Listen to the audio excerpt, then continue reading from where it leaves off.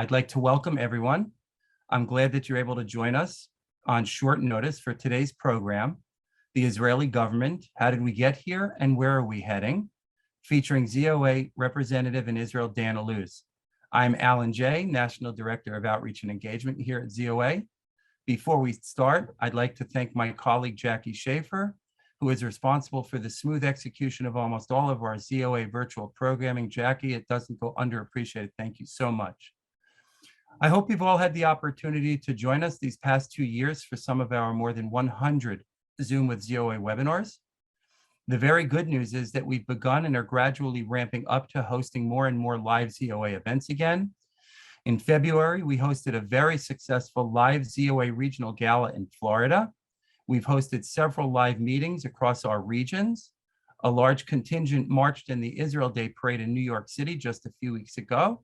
And we hosted live our ZOA Yom Yerushalayim mission to Israel for the first time since 2020. I was on that trip. It was an amazing trip. You'll hear about it more. And I'm proud to share with you that just today, ZOA President Mort Klein was among an honored group who spoke at a live International Religious Freedom Conference in Washington, D.C.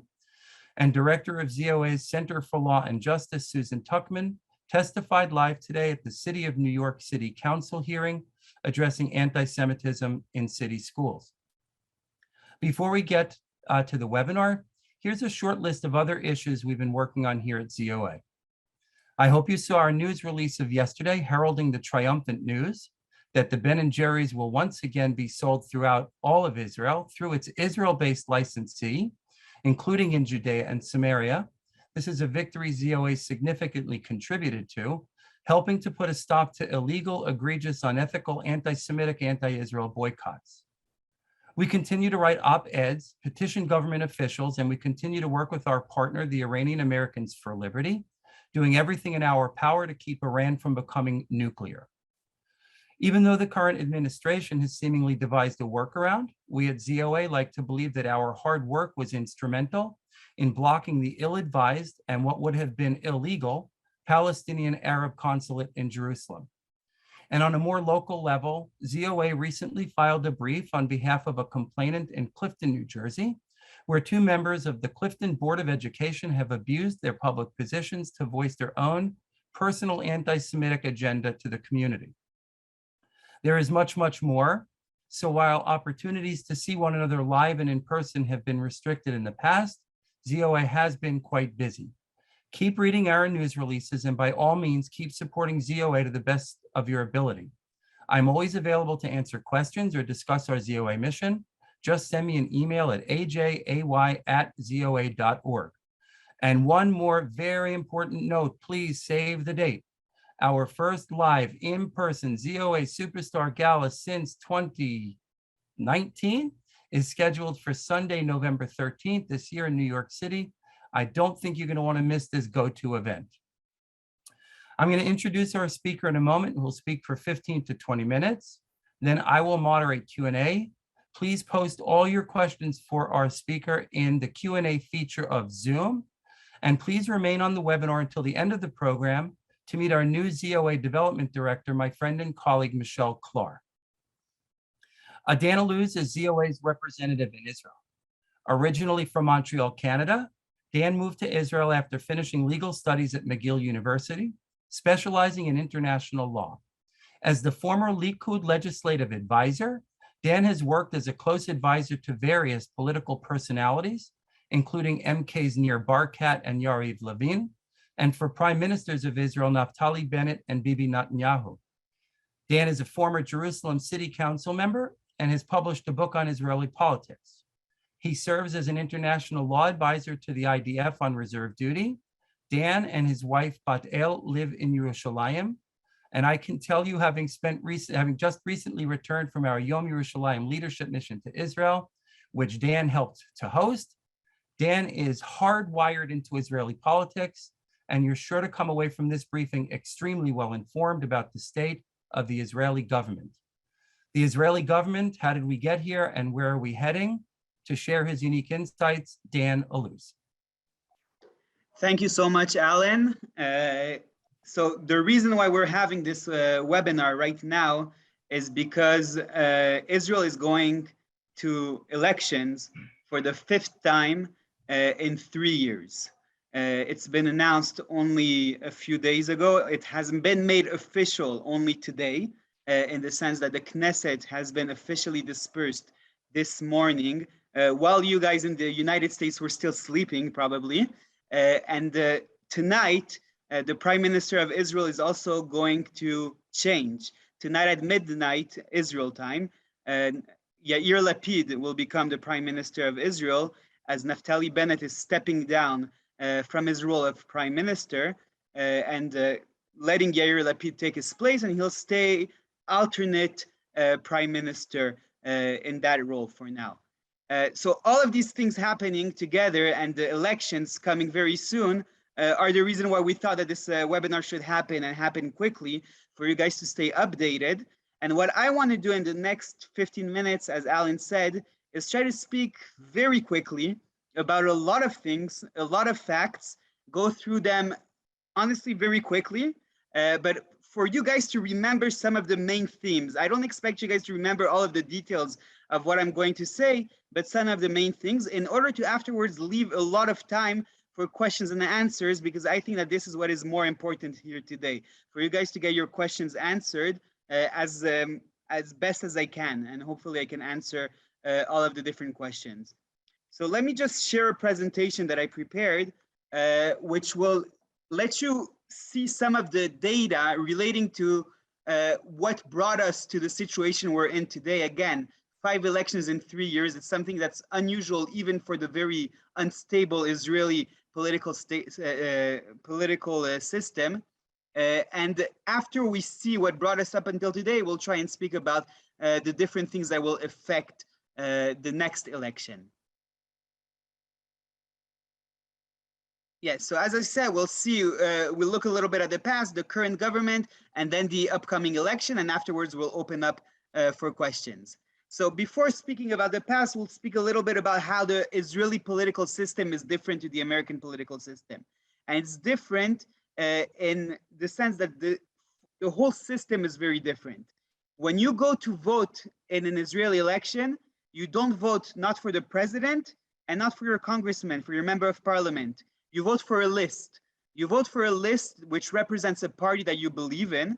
And in that list, you have a lot of different people listed in that list in a certain order, number 1, number 2, number 3, where number 1 is usually the candidate that this party is presenting for prime minister. After all of the elections happen and all of the votes are tallied, the Knesset, the Israeli parliament, is divided into different parties. 120 people is divided proportionally to the number of votes people got according to the list. In other words, if the Likud got 30% of the votes, they'll get 30% of the seats in the Knesset.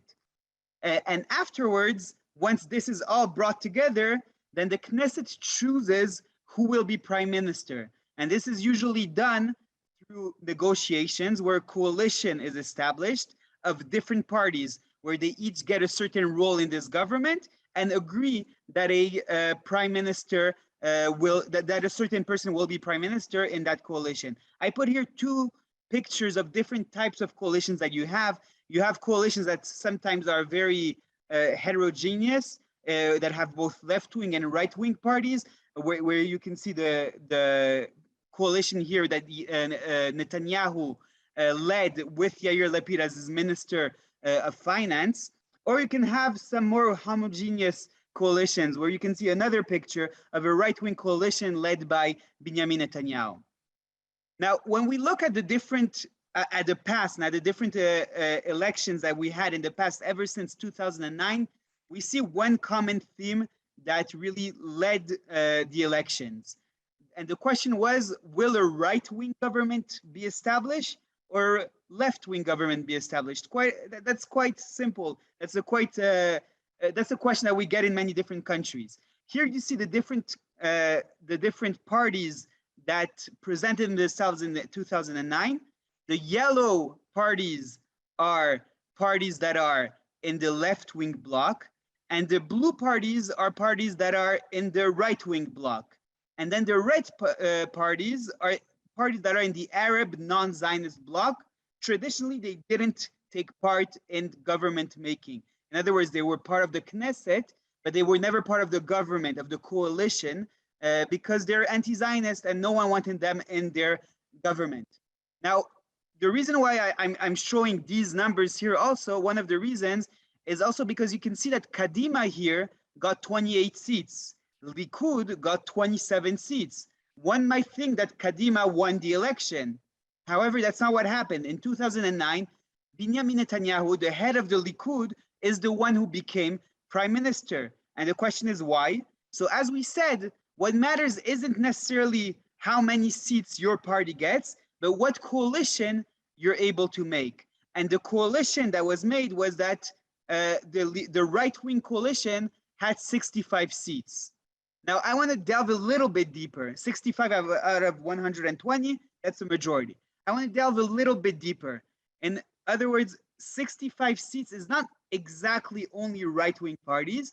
It's a coalition of right-wing and ultra-Orthodox parties that came together, and ever since 2009 up until 2019, for 10 years, kept this strong coalition together, and this coalition allowed the right to keep the power in Israel for 10 years, from 2009 to 2019. And we can see, I'm not going to look at all the different results because it's less important to our discussion today, but you can see in 2013, again, the right-wing coalition that includes the ultra-Orthodox parties, 61. 61 is a narrow coalition, but it's still more than 60. 60 is 50% of 120. So 61 is still a coalition. You can still have a right-wing coalition. In 2015, 67 people joined the right-wing coalition. And so you still had a right-wing government. And that's what brought a certain level of stability for the country, but also a right-wing government leading the country. Then the system broke. And the reason why the system broke is, I see three different reasons. And we'll see them also in the numbers in the next slide, but I'll first explain the reasons with this text. First of all, Lieberman, Avigdor Lieberman, who leads the Israel Beteinu party, Israel is our home, left the right-wing bloc. He basically traditionally was part of the right-wing bloc, and then decided, he said that it's at first that it's because he doesn't like the ultra-Orthodox, and afterwards he also explained that he also doesn't like Benjamin Netanyahu. But for all of these reasons, he basically went to the other bloc and said, I'm not going to create a right-wing coalition. He actually did that on the last day that it was possible to create a coalition, making everyone shocked and the whole system breaking down. The second reason is also Netanyahu's legal troubles and his also personal history with some of the players there, Avigdor Lieberman being one of them, but others also, that where people were unwilling to sit under Netanyahu. Traditionally, even people on the left would have sat under Netanyahu if it was the only way to form a government. But because of these legal troubles and because of personal history, they decided, no, we're boycotting Netanyahu. And the third reason is also division in the right. There were a lot of smaller right-wing parties that were established that basically did not pass the threshold. In order to get into the Knesset, I forgot to say, you need at least 4 seats. If you get 3 seats, you get 0 seats. In other words, if you get only 3 seats worth of votes, you don't get any seats in the Knesset. And there were a lot of smaller parties that got 3-point-something seats. They didn't get to 4 seats and they just disappeared. Let's look at the numbers. You can see Zehut and New Right. Zehut is Moshe Feiglin's party. New Right is Naftali Bennett's party in 2019 in the 21st Knesset. What would have been the 21st, if he would have gotten in, he would have been in the 21st Knesset with that party. They both did not pass the voters threshold, and they basically burnt a lot of votes that should have been to the right. They just ended up not counting at all. And so what happened in practice? You had still, even with the burning of the votes, if Avigdor Lieberman would have been part of the right, you would have had 65 right-wing seats, still a possible coalition. But if you look at the graph on the left, you'll see that you only had 60 seats in practice because Avigdor Lieberman switched sides. And so the left, the Arab parties, and Lieberman refused to endorse a right-wing party. And so you just did not have a party and you went to a rebound election, a second election. But it wasn't only a second election because you also had a third election afterwards. And the same thing happened over and over again. You had the right getting very close to 61 seats, but not enough. Lieberman refusing to go back to the right and getting over and over again, these results were very close. After the 23rd election, I'll just say it here, after the 23rd election, because of COVID and because of a sense of emergency that there was in Israel, there was a coalition that was established, an emergency coalition with both Netanyahu and Benny Gantz. It included both the right and the left. It didn't last much. It lasted only a few months. And afterwards it fell again. And we got to the 24th election, where the same questions were still relevant. How is anyone going to be able to break this pattern of only getting to 55 to 60 seats and not being able to create a government? And now we get to the latest coalition. These are the results of the last election, the election that happened in 2021. What happened in this election is that you didn't only have 2 blocks, you had basically 4 blocks. I'm counting already Avigdor Lieberman as part of the left-wing bloc because he made it clear that he's not coming back to the right. And so in yellow, you have the left-wing bloc. In blue, you have the right-wing bloc, the traditional right-wing parties. But then you have the Arab joint list, the red party, which is not going to be a part of the government again. But then you also have the green parties, which aren't green parties in the Senate. They're just in green in this graph, obviously. And those are 2 different parties that decided that they will position themselves to be the kingmakers. They're not going to say whether they're with the right or with the left, even though Yamina means right in Hebrew, right? But they said they're not going to be with the right or with the left. They'll wait and see what the results are, and they'll decide according to the results what side they're going to take. What this caused is a chaos. On the right here, you have a graph which shows how many seats in the Knesset were of people who ideologically identify as right-wing. 72 out of 120 seats. This is unprecedented in Israeli history. It's the most right-wing Knesset that we've ever had. And yet, the right was unable to form a government. And the reason why is that you can see in the left, in the graph that's on the left, the right and the people who were willing to have a right-wing government only had 52 seats. But when you took all of the other seats out there, and they include Naftali Bennett, they include Ram, the Islamic Party, which ended up being part of the coalition, they include the left wing, of course, and they include also right-wing parties such as Lieberman, but also Gidon Saar's party, the current Minister of Justice, a former Likudnik that left the party of Likud. If you include all of these, then you actually have a majority that does not want a right-wing government, a right-wing coalition. And so you ended up having a unity government, that's how they called it, that's how they called themselves, a unity government where Bennett, Naftali Bennett, the head of Yamina, which only had 7 seats, only got 7 seats in the government, a very small percentage of the votes, ended up becoming prime minister and creating a coalition that included mostly left-wing parties, some right-wing parties that were anti-Netanyahu, and also another precedent that was brought is that for the first time, an anti-Zionist Islamic party was a part of the coalition and was a part of the government, not only of the Knesset, which is parliament, where everyone gets representation, but of the actual executive branch, of the actual government. One person refused this. This is Amichai Shikley. He's an MK. He's part of Yamina, Naftali Bennett's party. So when I said Naftali Bennett had 7 seats, he's one of those 7 seats. He refused to join Naftali Bennett in this endeavor because he was against an Islamic party being part of the government. He was against giving strength to the extreme left like Meretz. He was against this whole project that Naftali Bennett had, and he refused. And so he left the party. So Naftali Bennett has 6 seats, not 7. But what this brought us is basically a situation where you had a very heterogeneous coalition, which only has 61 seats.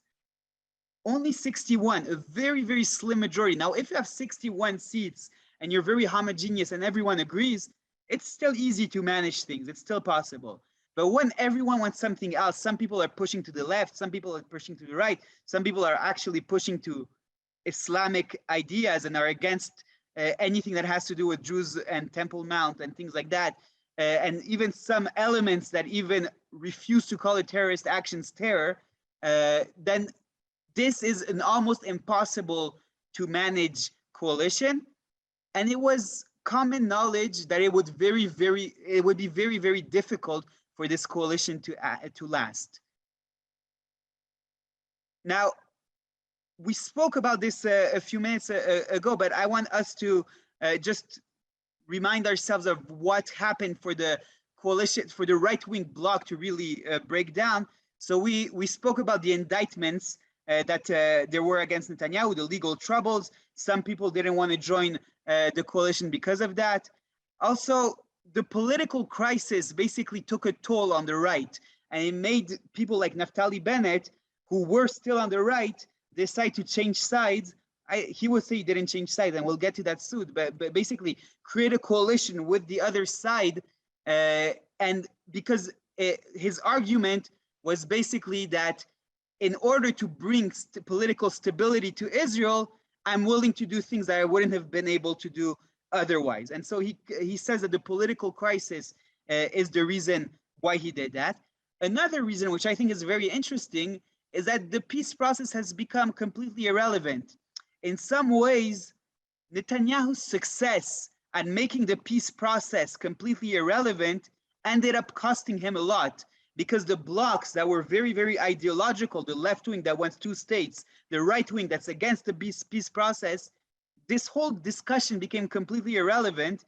And so the blocs could start moving around, and Naftali Bennett could lead a left-wing, a mostly left-wing coalition, even though he's against the 2-state solution, because no one actually believes that the 2-state solution is actually going to happen.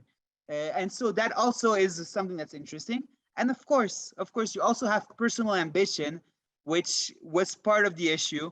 Naftali Bennett wanted to be prime minister, and as much as he can say that it's only because of the political crisis that he's doing this, I'm 100% sure that the personal ambition was part of the equation and of what made him accept the job of a prime minister. He tends to say that he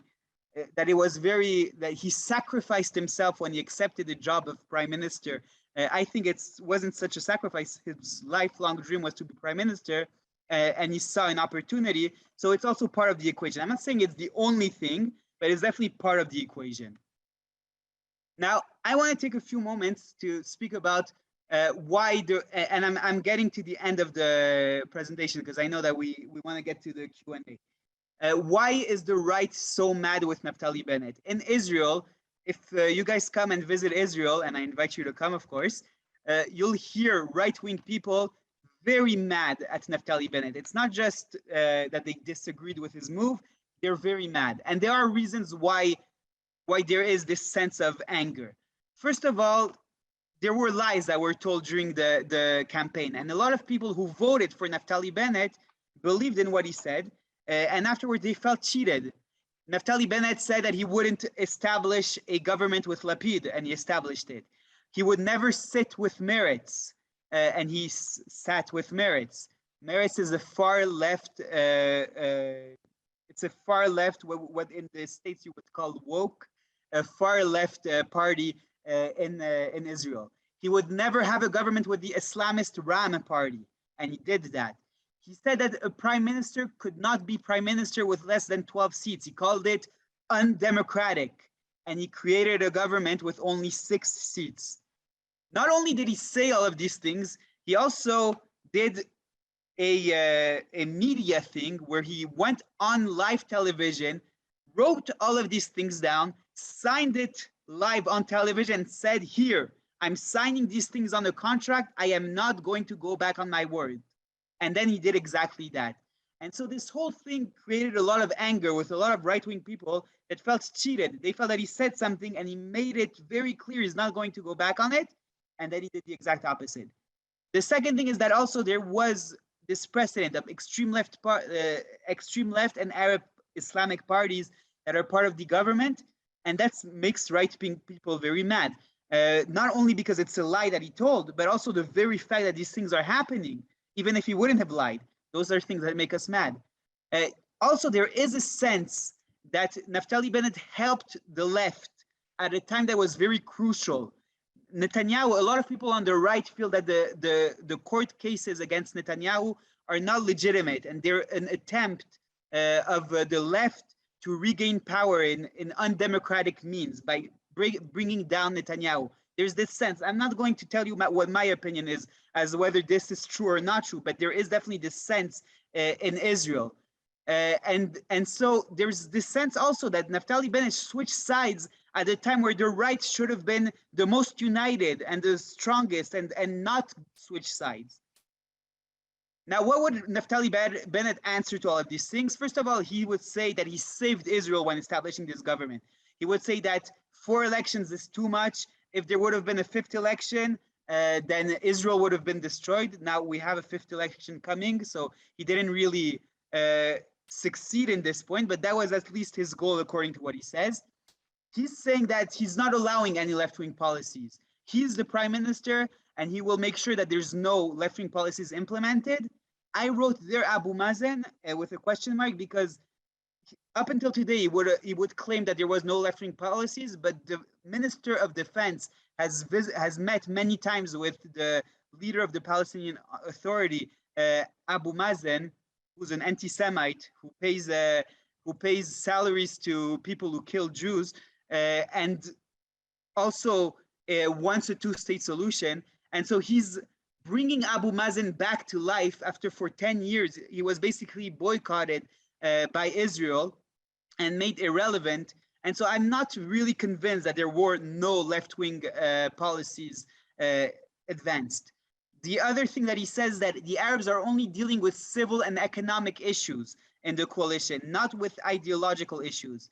This was true for most of the time, I'll be fair, but it wasn't always true, because as soon as there were riots on Har HaBayit, the Arab party that was part of the coalition, the Islamic Ram party, they said, we're not part of this coalition anymore. We're not voting with you guys up until the police stops with police violence against those rioters.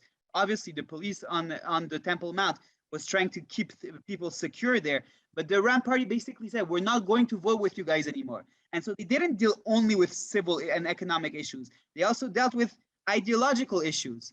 And the last thing that he will say is, I'm not the problem. Netanyahu is the problem. If Netanyahu left, and all the people who hate him would have joined the government, and there would have been a right-wing government. So that's basically the things that Bennett would have answered. Now, I'm just quickly going to speak about what happened in the last few weeks for the government to actually fall. As we said, Amichai Shikley, right when the government was established, said, no, I'm not going to be part of it. But afterwards, there's another person of his same party, Yamina, that also left the government. Her name, she's the bottom right picture. Her name is Idit Silman. And so the government ended up having only 60 seats, 60-60. And then again, as we spoke about it a second ago, the Islamic parties also started not only dealing with economics, but also ideology. And so there was a wave of terror in Israel, and there was a very strong sense that the Islamic parties, in order to be a part of the coalition, were making some demands which were unacceptable for the Zionist majority of how to deal with this wave of terror, how to deal with the riots on the Temple Mount. And it wasn't only the Islamic party. This is MK Zoabi, who's an Arab, but she's not a part of an Arab party. She's part of the far left Meretz party that we spoke about. And she also said, I will not be part of this coalition as long as they don't do the things the way I want them to be done when it comes to dealing with terror.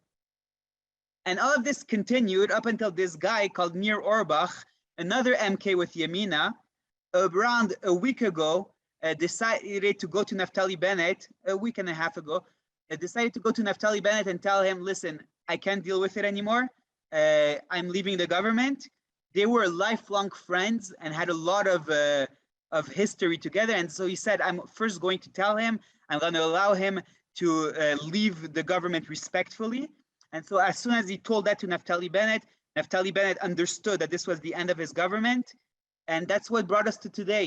The Naftali Bennett and Yair Lapid understood they don't have a government anymore. They can't lead the country anymore. So they called elections. And Naftali Bennett, according to the coalition agreement that he signed with Yair Lapid, had to give power over to Yair Lapid. This is what he did today, and it will take effect tonight at midnight, Israel time. And that's where we're standing today. Now, what happens now is that we have elections in November. On the 1st of November, there will be elections, the fifth election in the last 3 years. Bennett announced that he's retiring from politics. He basically realized that he doesn't have any political base anymore because the right is very mad at him and the left will not vote for him because they don't agree with him ideologically. Ayelet Shaked, which is also used to be a very popular politician, no one really knows how she's going to do now, but now she'll be taking over the Yamina party, which Bennett was leading. And there's a question, will she bring it back to the right? Or will she stay in the middle, or will she even prefer to go with the left after the last year?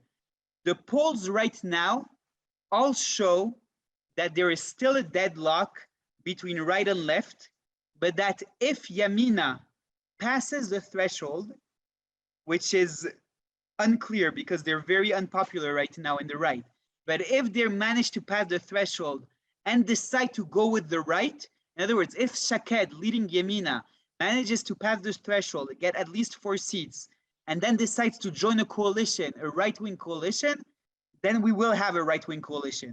And the deadlock will be broken, and we'll be able to have some stability in Israel. And so that's what the polls show right now. But again, polls are polls, and we have a long time up until November, and will be the longest election campaign that we've had in a very long time because of the Chagim, the holidays that we have, Rosh Hashanah, Sukkot, Yom Kippur, and also because of the August vacation that we have here in Israel, they decided to make the elections only in November. And this makes it a very, very long campaign, which leaves a lot of unknowns. Now, Alan, I'm open for questions. So however you want to manage this. First of all, Dan, thank you for somehow squeezing all of that into the short period of time that you did. It was extremely enlightening. There are many, many questions. Can I ask you please to stop sharing your screen for now? Of course. Thank you. And I'm going to start by asking, I'm going to aggregate questions, Dan, to get to as many as possible. And so I do this on the fly. If something needs to be unpacked, then I'm sure you'll be able to help. Can you identify some critical issues that would be impacted by a right-wing versus a left-wing government? In other words, what issues are important to both? Can you speak to the demographics of the various parties? Yisrael Beitenu, Russians, is the right-left schism essentially Ashkenazi and Mizrahi?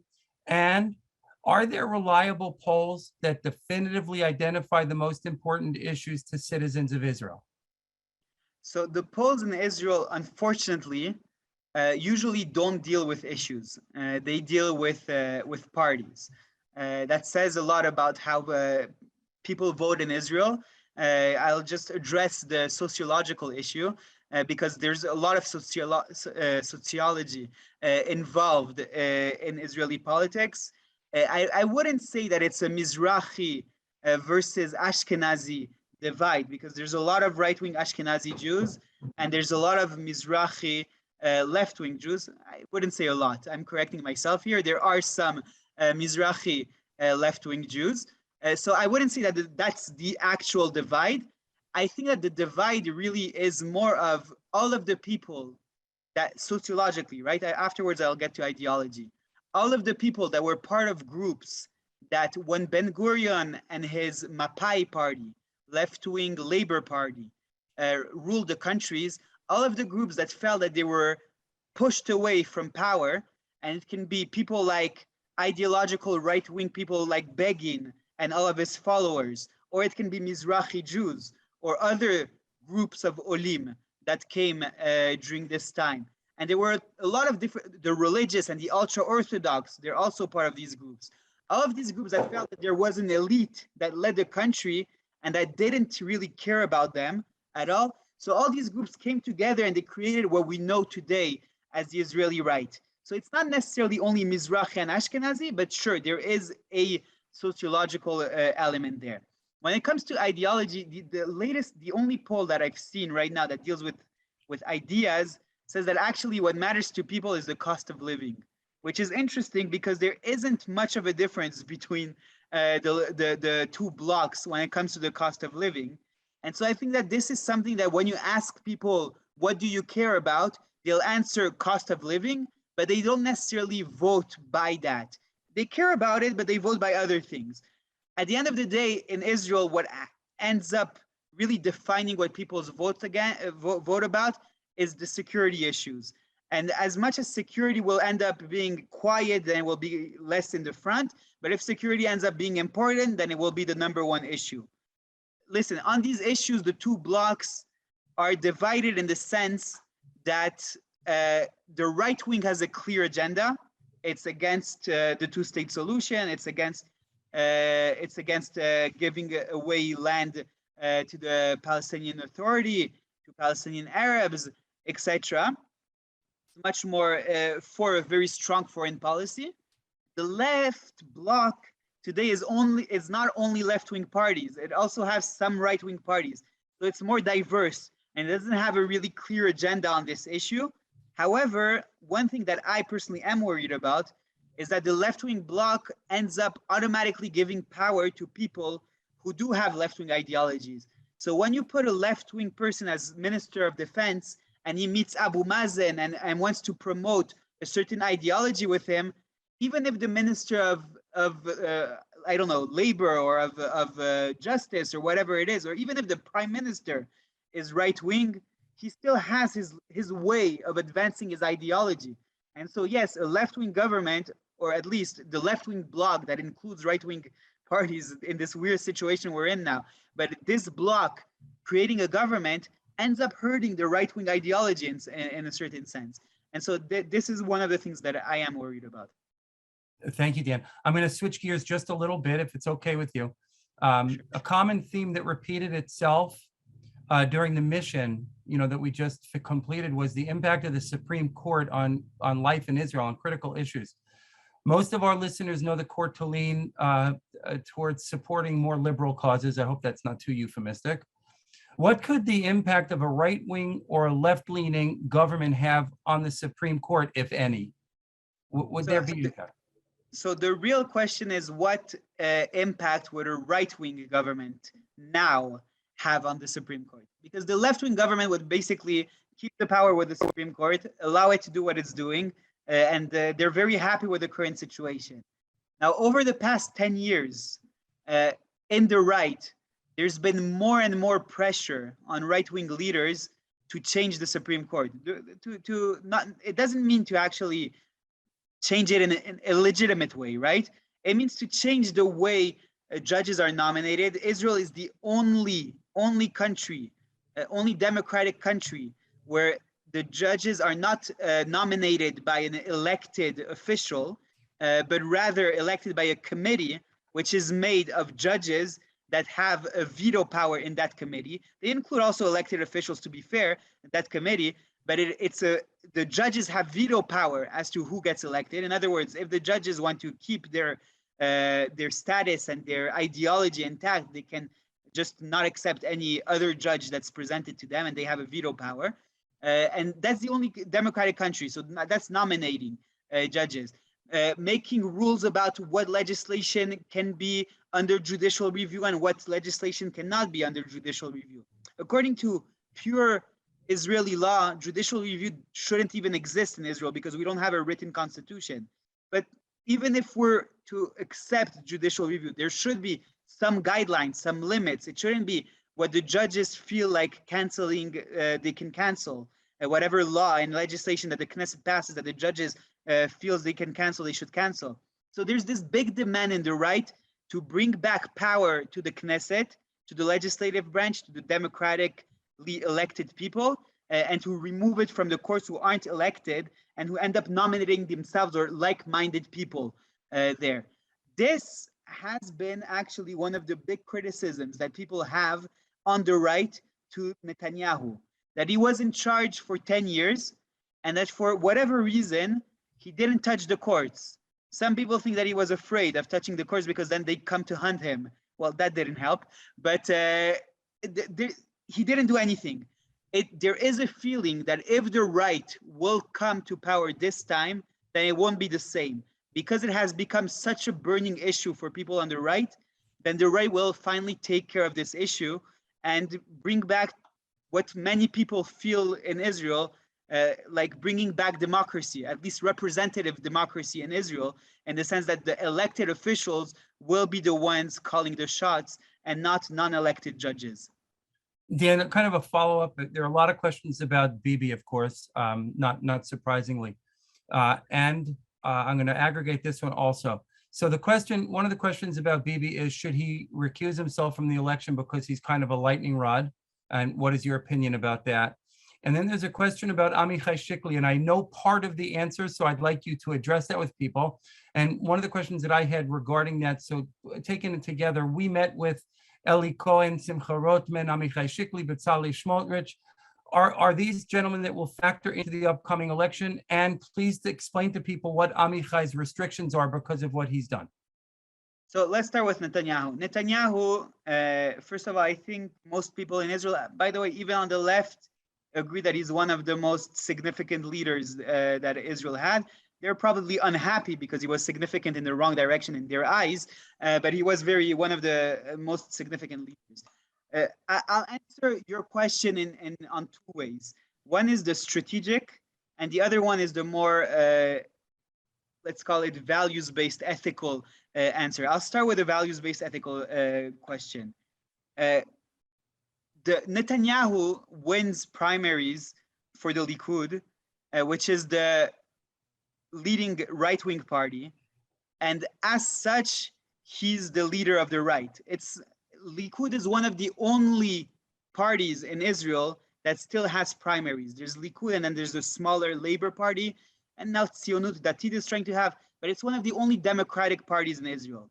It's very hard for me as an individual to say that Netanyahu shouldn't be the one leading the Likud party when he's winning primaries. In other words, part of democracy is to respect the results of democracy afterwards.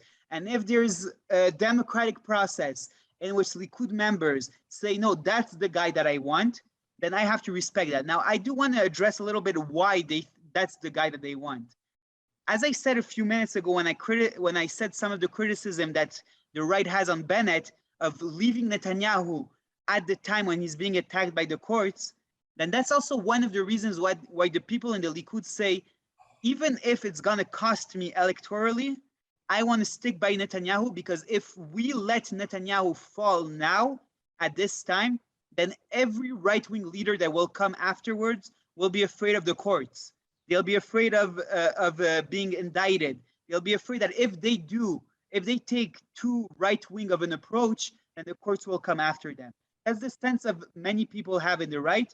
And so that's one of the reasons why they're sticking with Netanyahu. Now, on a strategic level, I also want to say that I'm not convinced that Netanyahu moving away will give more votes to the right. Netanyahu is very charismatic, and as much as people hate him, he brings votes. No other party comes close to the 35 seats that Netanyahu brings in the polls right now for the Likud. And any other Likud leader, when we're polling on them, of course, they're not yet leaders, so those polls are a little bit tricky to make. But still, even if you ask very popular people like Nir Barkat, Yuli Edelstein, etc., sorry, they don't come close to Netanyahu. And so I'm not sure that even strategically it's the right thing to do. Now, I didn't forget your question about Shikley. Shikley, there's a lot. Shikley again left Yamina as soon as they established this government, because he was against the very idea of this government. There's a law in Israel that says that if someone leaves this party, then he cannot run in any existing party in the next election.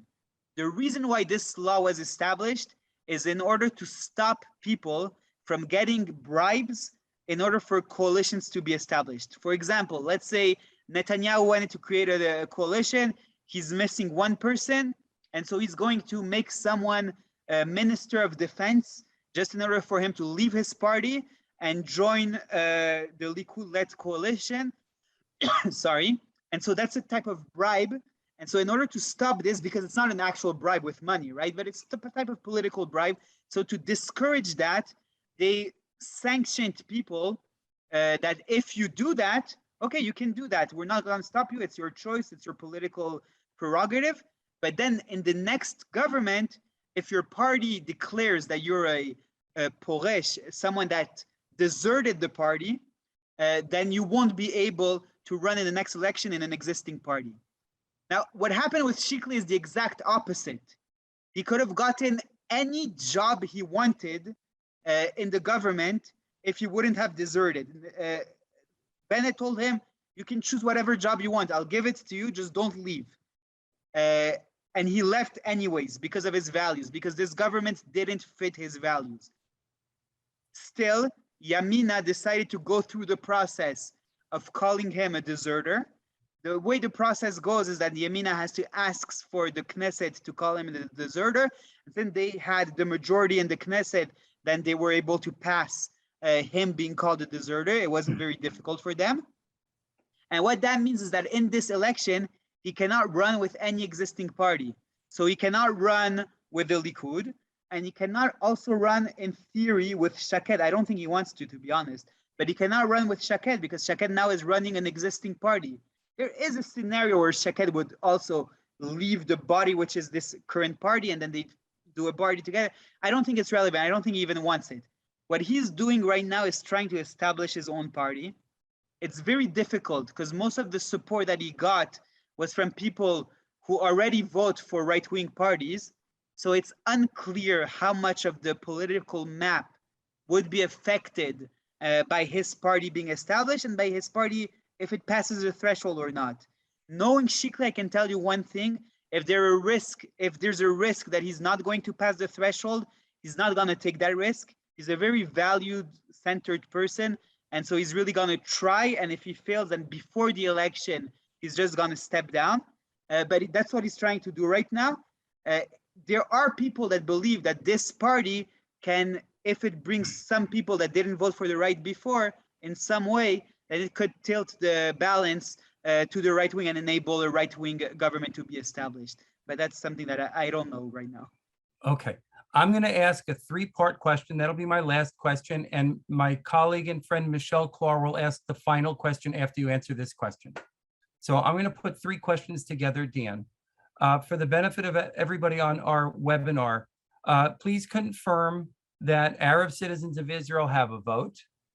Please speak to whether or not at midnight tonight, Yair Lapid becoming prime minister, does that give advantage to the left wing?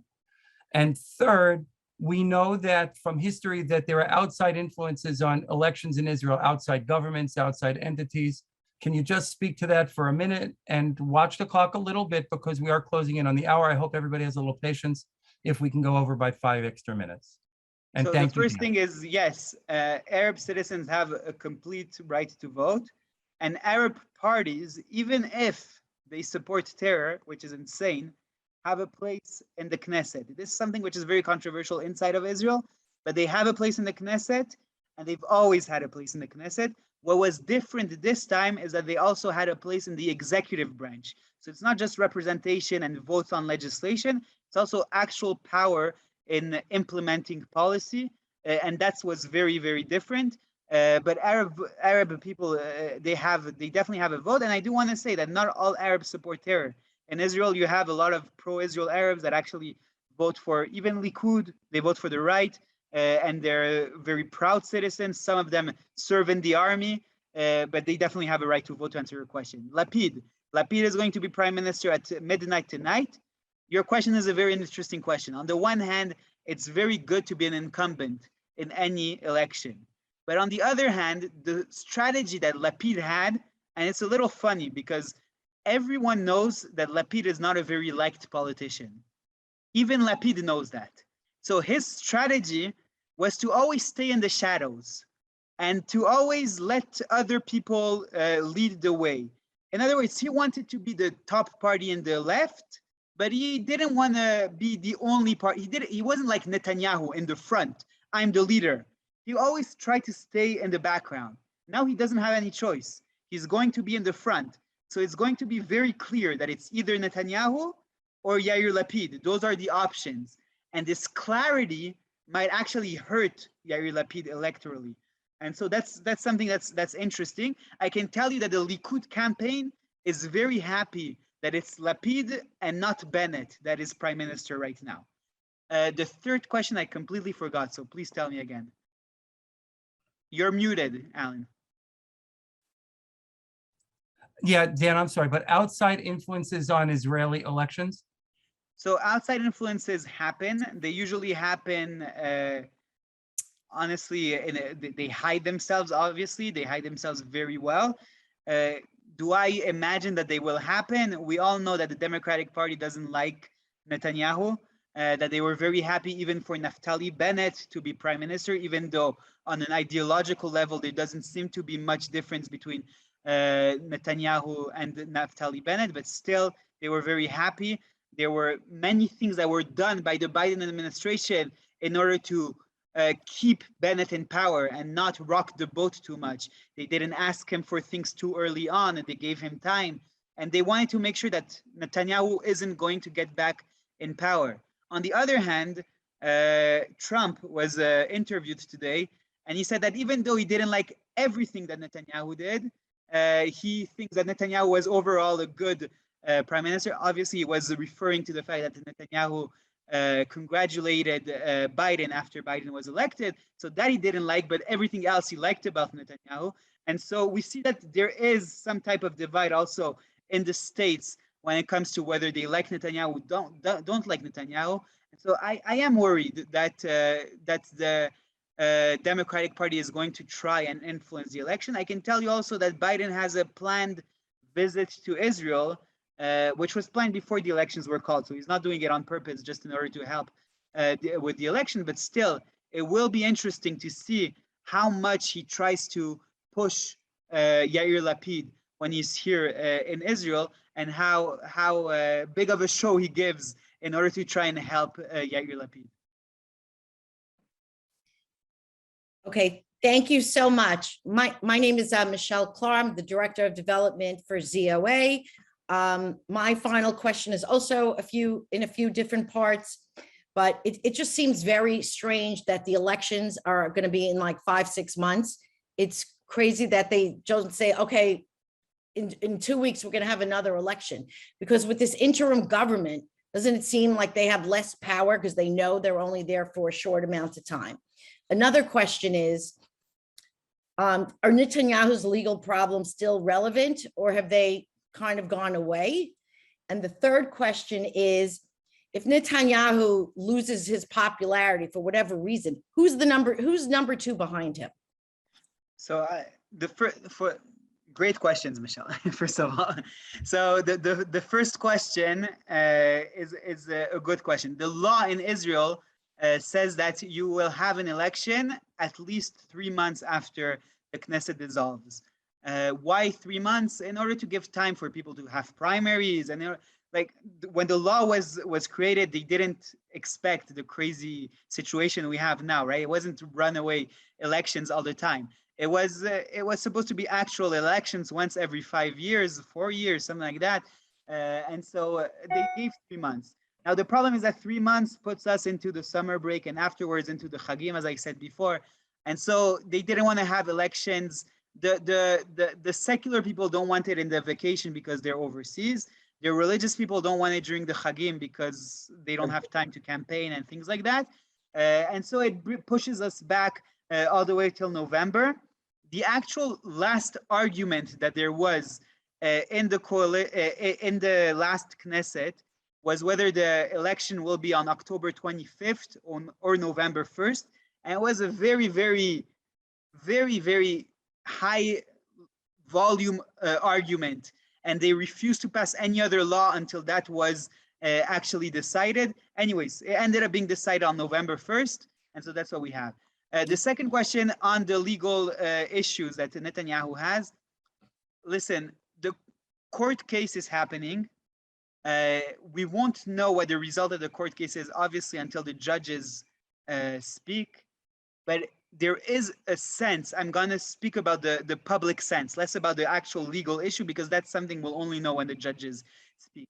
There is a sense that as the court case is moving forward, it's looking more and more ridiculous. Key witnesses that Netanyahu, that were supposed to testify against Netanyahu, and they actually made a deal with the government in order not to be accused also, so they have some personal interest. But let's put this personal interest aside. They went back on what they said in the police, and they said, oh no, sorry, I made a mistake. He didn't actually tell me to do this. He didn't actually. So now obviously people on the left are saying, oh no, they're only doing that in order to help Netanyahu because they like Netanyahu, they want to help him. People on the right are saying, look, this is exactly what we've been saying. It's just the legal system trying to hunt this guy just because he's right wing. Everyone is making it part of their agenda, but the case itself is becoming much less relevant because no one's really taking it seriously right now. So that's about that second question. And I'm always bad with third questions. So please, again. Who do you think is next in line after Netanyahu? And I want to add one more question because you gave me the floor. What do you personally, what do you think his chances are? Okay. Next in line is a great question, and it's one of the greatest criticisms that people, even on the right, have about Netanyahu, which is grooming the next generation of leaders. Netanyahu took the approach of removing every threat that was in his way, instead of grooming people and having a next generation of leaders. This is a very widespread criticism, and I think it's quite accurate. And that creates a situation where you don't have anyone that comes close to Netanyahu's stature. That being said, you have people that are quite successful. You have someone like Nir Barkat, the previous mayor of Jerusalem, who was very popular as mayor of Jerusalem. He's also a high-tech person that made a lot of money, so he also has a lot of money to pay for his campaign and whatever is needed. And so he seems to be one of the top contenders. You have someone which is called Yuli Edelstein, a former Soviet Union Ole, who is very popular, very right-wing, is also, thank God, wealthy. It has to do with success in politics. So he's also very wealthy. He's married to a very wealthy family. So he also has and he also said already that he wants to run for the spot. You have someone which is right now ambassador to the UN, Gilad Erdan. Whenever he will come back to Israel, he will want to run for prime minister. That's definitely. I don't know what his chances are. He's very popular within the Likud. And so he might have good chances. And then you have a lot of lower level people that might one day grow into the position, but they're not there yet. When it comes to Netanyahu's chances, I actually think that he has very good chances, because one of the main reasons why the right didn't get to 61 in the last elections was voter turnout. The right did not bring out the vote the way the left did, because the left was against the government, and it's very easy to bring out the vote when you're against something. The right is pretty traumatized from the last year. They're very mad, as I said, but they're also traumatized. So it seems like people will come out and vote. And I think that alone, other than other political differences that are going to happen, like Shikley and other things as we discussed, that alone already makes a difference. And I don't think that we'll win by 10 seats, but I think we might get to 61. I'm optimistic. Okay, thank you so much. I just wanted to say that I am so grateful to be part of this mission and that you are part of it too. And that we need your financial support to not just continue our efforts, but to expand our efforts. And your gifts make it possible to ZOA to carry on its crucial work in the courtrooms, on college campuses, and on Capitol Hill. It makes it possible for ZOA to make a real difference in the struggle to strengthen Israel and the Jewish people. Thank you so much for participating today. This concludes our webinar. Please stay tuned for upcoming events and have a wonderful holiday weekend. Thank you, everybody.